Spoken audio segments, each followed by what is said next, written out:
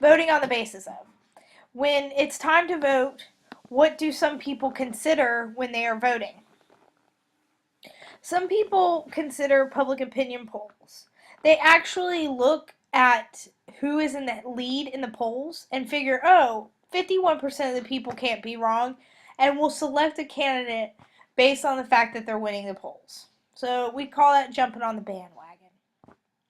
Political party. Most people vote based on the political party affiliation of the candidate. You have a deep psychological attachment to your party. Chances are you're the same political party as your family. And if you don't know much about the candidate, you think, wow, the Republicans are really for me. Or wow, the Democrats, I've heard about them my whole life. So you'll tend to vote based on party trends or party affiliation, especially if you don't really know what's going on with the race.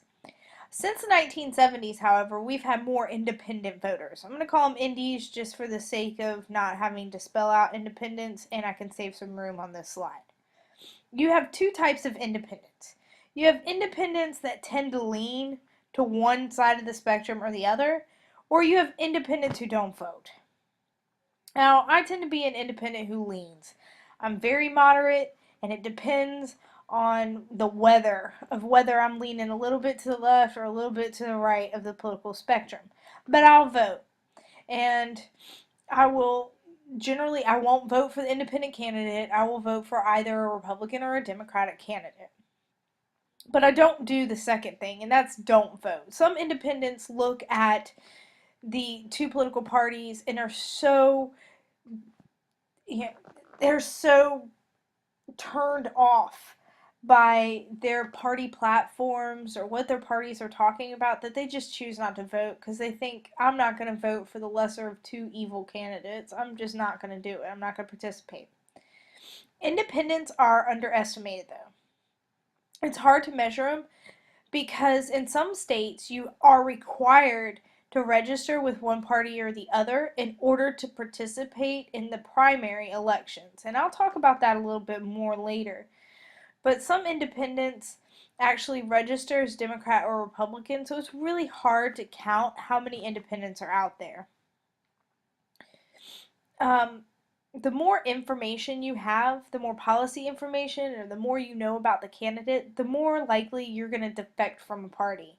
And that's where you really want to be. I'm going to be honest with you. You want to be one of those independents who defects from the party and does this policy voting. Okay, policy voting is what smart people do. I'm not saying you can't policy vote and party vote at the same time, but policy voting takes a little bit more effort and education on your part. All right, policy voting takes four things. You have to understand your view of the issue. That's hard for some people. Some people don't know what to think, and they don't know what to think about. So that's the first thing. You have to understand your view of the issue. Second, you have to know the candidate's position on the issue. So you actually have to do your research. Third, you have to see the difference between the two candidates' positions on the issues. So when they talk, you have to actually understand what they're talking about. And the fourth thing, you actually have to go vote for the candidate. Okay, so policy voting takes four things. You have to understand what you feel about the issues. You have to know the candidates' positions on the issues. You have to see the difference between the two candidates' views. And then you actually have to cast a ballot for the candidate who most represents you. The other thing, people will vote based on candidates. As I don't know how, and I'm sighing because I really don't know how I feel about this. I don't necessarily think it's a good thing. As people become more moderate, the parties almost want you to forget about the party affiliation of the candidate and focus on the person.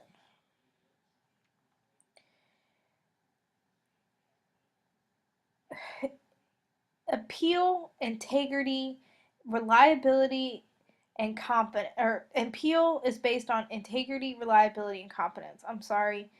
Detroit Tigers are playing the A's tonight, and I'm trying to listen at what's going on the TV in the other room. I'm a horrible teacher. Sorry. All right, candidates appeal. Things that are appealing to people are integrity, reliability, and competence. In 2000, when Al Gore was going against George Bush Jr., people liked George Bush Jr. more because they thought he had more integrity. Because Al Gore had made up some falsehoods, more or less, about how he invented the internet. And Bush's political consultants really jabbed Gore for that. And Gore kind of looked pompous and didn't really look like he was that honest. So people rated Bush as having a lot of integrity. And a lot of people voted for him based just on that aspect of his appeal. Um, Even though the party is important and more common for people to consider when they're voting, the candidate still remains the focus of all of the advertisements. I want you to watch a few political advertisements, and we'll watch them in class, but I want you to think, how many times in that advertisement does it mention the candidate's party? How many times in that advertisement does it mention whether the candidate considers themselves liberal or conservative? It won't, because you're trying to appeal to independents in the middle. So you press or you focus on the candidate's appeal. And the press jumps all over that. The media is the character cops. All right, they make the candidate the focus. Negative appeal. I'm gonna have to personally show you the Dean Scream. Please don't look it up. This is important for me to show it to you. If you've seen it before, okay. Bush versus Kerry, Swift Boat Veterans for Truth. This was in 2000, when Bush was, or 2004, excuse me, when Bush was running for re-election.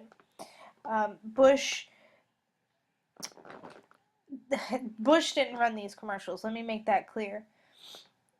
There was a political action committee that spent their own money on running ads that showed that Kerry lied about his service in the Vietnam War. And that group was called the Swiftboat Veterans for Truth. And again, Bush won integrity points because people who supported him were able to paint Kerry as a liar about his military service. Bush also focused on Kerry being a flip-flopper. Now remember, John Kerry, this is the same John Kerry that's our Secretary of State, to put it into perspective. In case you're like, where do I know that name? John Kerry is our Secretary of State. Besides the Swift Boat Veterans for Truth ad, Bush ran a couple of ads that said that Kerry had supported the war in Iraq when he was a senator and voted for it, and now he's against it in the campaign. Kerry had voted for troop increases, but now he's against them. And Bush was really able to make Kerry look like a flip-flopper, somebody who easily changes their positions on the issues, which undermined Kerry's reliability. So how serious is non-voting?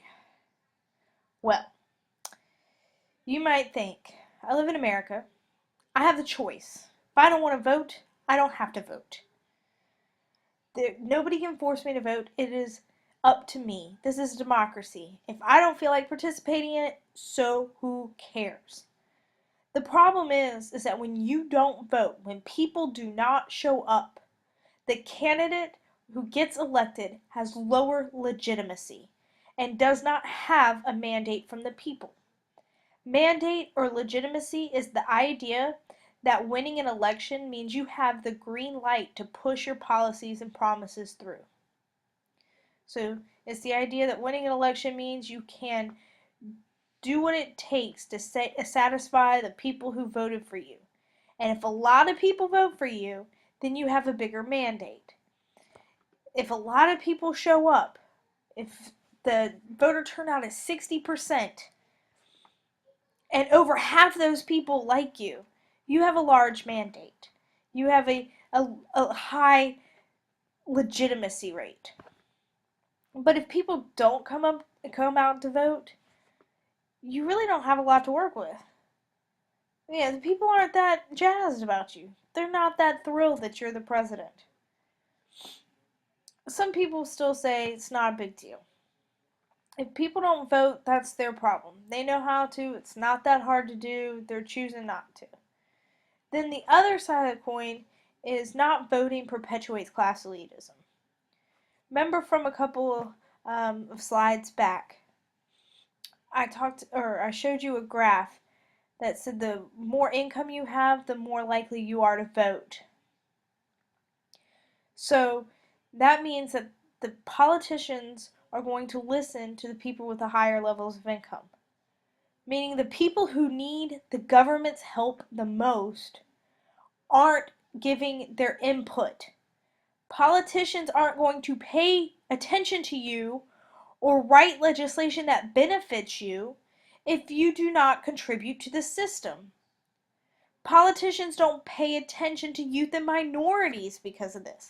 You don't vote, I'm not going to write legislation that's going to benefit you because you don't know the difference anyway.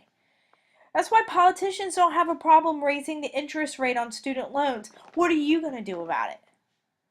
That's why politicians don't necessarily make legislation that would raise the minimum wage. Most people making minimum wage are youth and minorities. What are you going to do about it? And when the politicians know that y'all aren't going to vote and they don't have to listen to you and they can still get elected, they're going to be less likely to mobilize you to vote. But if you did vote, you could and I know this sounds so cheesy. I cannot believe I'm about to say this, but you could really change the way that politics works. If the youth went out and voted, politicians would be forced to listen to you. And they would be forced to pay attention to rising college costs and rising college tuition costs. They would be forced to pay attention to student loan rates. They would have to pay attention to you because you would demand that they did something about it through your vote alone. Why is turnout comparatively lower in the U.S. versus other Western democracies? This is pretty straightforward. It's just a comparison chart. I'll just point a couple of things out that might not be super obvious. I've already talked about the fact that we have a volunteer registration or voluntary registration versus automatic. Voting is a pain. We vote in one day. In some Western countries, they vote over the course of the weekend. We vote a lot. In Western democracies, they tend to vote in one shot, meaning they'll have an election every other year. Political parties are a big thing in Western democracies.